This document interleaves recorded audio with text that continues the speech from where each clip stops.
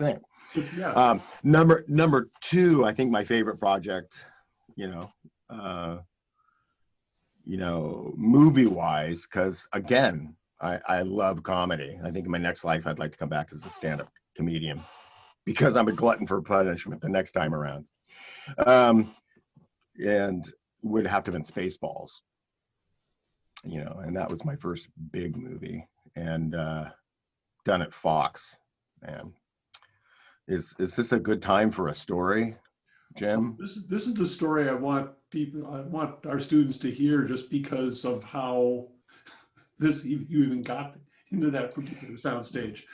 Yeah, so I've been talking about network, right? Okay, and pause this because it'll make sense in a second, folks. I talk about network, and I speak a lot to my students about always being prepared for the moment, right? I think almost every athlete, I think almost every musician that is, quote, famous, whatever the heck that means, or successful, whatever that means, it means a lot of different things. It's not just being on the cover of a magazine or on a website or whatever. There's a lot of people you don't know their names and they're stupidly successful, not only financially but internally, which ultimately is the most important thing, although income is good.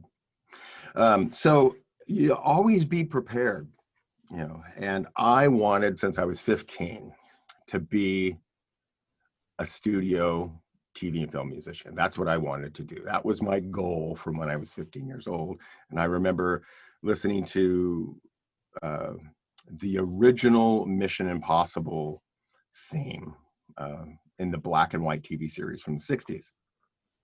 Had this great drum part, and it's all drum set, I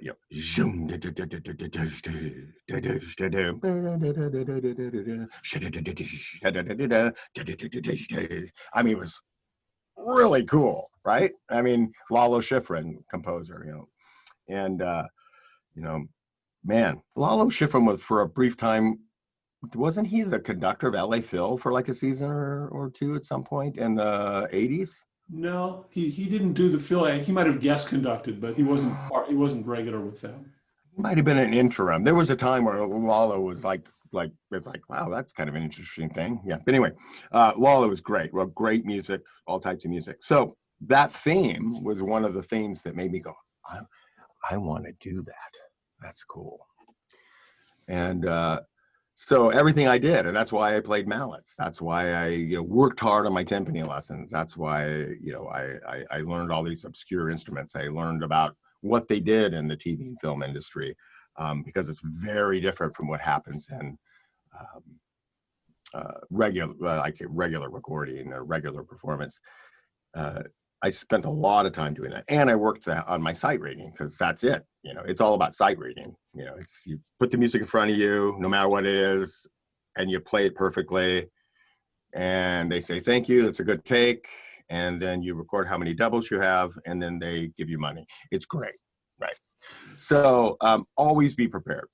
And when I went to USC, I went there, and they wanted me because of my drum set playing. So I played in all the lab bands and stuff like that, and ended up teaching at USC for a bunch of years, adjunct as a drum set player, drum set instructor. But 1985, yeah, must have been spring of 85, or maybe even a little earlier. Through USC, I got a call to teach a young man, drum set. And this was a singer named Michael Franks.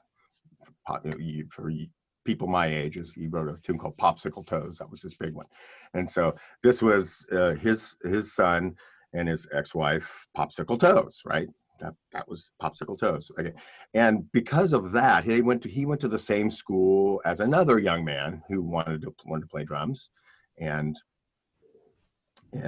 so they exchanged my phone, Popsicle Toes gave this person my phone number, and so I got this call, and I from to teach this kid, and from an Ann Brooks. Ann Brooks. Okay, fine. And get a call. Okay, yeah, no, Saturday. Oh yeah, yeah. Okay, great. See you at 10. Okay, click. So I drive up to this home in Santa Monica on San Vicente, and the bronze gates open up. Immediately, I'm going, yeah, I should ask for a better hourly rate. Click, and drive in, get out of the car. Beautiful Mediterranean home. I mean, it's amazing home. And the big double doors, like 10-foot high. It's just like, yeah, definitely more money next time. Okay. And so I ring the doorbell, and both of the doors open up, and standing there is Anne Bancroft, who's legendary actress, 60s, 70s, 80s, and early 90s. Anne Bancroft, famous for a role in The Graduate, legendary movie, great movie, and Mel Brooks. Anne Bancroft and Mel Brooks. And I don't get starstruck too often at all. I can tell you twice in my life. This was one of them a little bit. I was just shocked, right? No idea. It was like, I'm standing there, stick bag, satchel with all my teaching materials, and I go, and Anne is quite a bit taller. So I'm going, Anne Brooks. Anne Brooks. Mrs. Robinson and Mel Brooks. And both of them just like doubled over in laughter. I mean, it took them about a minute to catch their breath. And from then on, every Saturday I'd show up and go teach their son Max, who a lot of people know, not only from the recent political ads he and his dad are doing, but he wrote like the zombie survival guide, the survival guide to survive a zombie attack. And he also did World War Z, wrote that script and all that stuff. So he's a writer and producer and whatnot in his own right. So I taught Max for a lot of years. This is going somewhere, by the way. And so for about a year and a quarter, faithfully I go there. Mel and I hang out. Maybe we have a little coffee with Anne before the lesson. That doesn't suck, by the way. And go up, teach Max, and go on my way. And one day I'm leaving, walking out, and this is 1986. July or August of 86. And he goes, Mike, you got a second? And then I said, yeah, sure. And he goes, so what do you want to do here in LA? And I said, well, I came here to be a session player. I'm done with school and starting to do some recording work and some smaller projects and stuff. He goes, really? Do you have a reel? And a reel is like literally, back in the day, it's a reel of tape. That's your demo reel. They just call it a reel. Now it's, you send them an MP3, but that's still a reel, right? It could be visual, it could be audio, but this is, yeah. Now, I'm not pushy, but I'm prepared, right? Of course I had a reel in the car, I had my whole press pack in the car, right? The photo, the cassette of all my best stuff, resume, list of credits, nice crisp $100 bill tucked up in there for him, whatever you got to do, right? So I go, of course I do. Now, if I hadn't had that press kit, my entire future could have totally changed, right? So we go up into the media room, pretty cool, right? Little theater in his house, and listen to it. And we get done. He goes, Mike, thanks for sharing. And I think nothing more of it. I go on about my day, and about a week and a half later, I get a call from the answering service that at the time booked all the high-level TV and film musicians, called CAMs. And they go, Mike, we have a call for you. 5 days at Fox. Fox has one of the legendary sound stages on the west side of LA. And great, this is weird, I'm thinking. Again with the phone. And okay, I look at my wife going, yeah, okay, great, percussion. Yeah, oh, the instruments will be provided, which means I'm not the first call. That's a good thing. And okay, yeah, great. Okay, and what's this for? Oh, this is a project for Mel Brooks called Spaceballs. We say, great, okay, click. Cool, right? And so because of me teaching this kid and being nice and jovial and one, increasing my network by one person, right? Um, I get this call to go work on, one of Mel Brooks's movies. And turns out he's like the most loyal person in Los Angeles. He does this for, gaffers, he does it for actors, he does it for writers. You see a lot of the same people on all his movies, no matter who's producing them, what company's producing them. And that's because he goes to the composer and goes, here's a list of my players. You put them in the first chairs. You can fill it in with your people, no matter who the composer is, who the contractor is, but these are my people. And that doesn't happen in LA.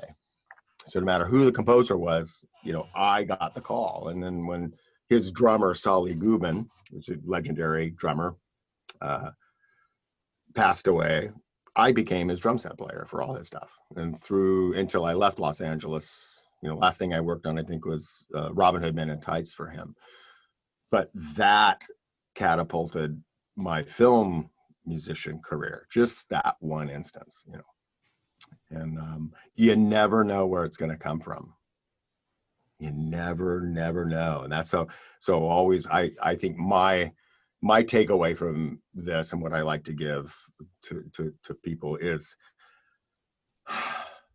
always, no matter where you are, whatever you're doing, give it absolutely every percentage you have. Every percentage. You could be practicing in a practice room and somebody could be walking by and hear something that they like. And that's where it could start. You could meet somebody on a gig, case in point. I've just finished, I'm working on a track right now for a friend, Jeff Johnson. What was that? Night Noise was that group with Brian Dunning playing flute and stuff back in the day. Oh yeah, okay. Yeah, kind of Irish group. Well, Jeff was part of that group, and he lives in Camino Island, and I've played on a lot of his projects and Brian Dunning projects in the last 25 years. And so Jeff calls up and it's like, oh, I need this track. It needs help. I get this call a lot. And he goes, it's for this guy, this Nashville guitar player, and he gives me the name, and doesn't mean anything to me, right? And come to find out, I mentioned it to a friend. I saw a guitar player friend. Oh, I'm doing a track for Phil Keaggy, and he's like, really? Turns out this guy's like a legendary guitar player. He's about 70, and he's like a legend. Guitar player's like, oh man, this guy's amazing. That's so cool. And I'm like, so again, if you're doing it for whatever you're doing, if you're playing, if you're practicing, if you're doing a little music project at home, or doing a recording, or doing a track, or writing something for somebody, whatever you're doing, and this goes across all disciplines, not just music, anything you're doing, do it your absolute best, because you never know where it's going to land and how it's going to influence your future. Yeah. And this is a classic example. I went on to have a successful film career because of, teaching one kid, going to another kid, being nice, being funny, being competent. And then boom, you're in with the A game.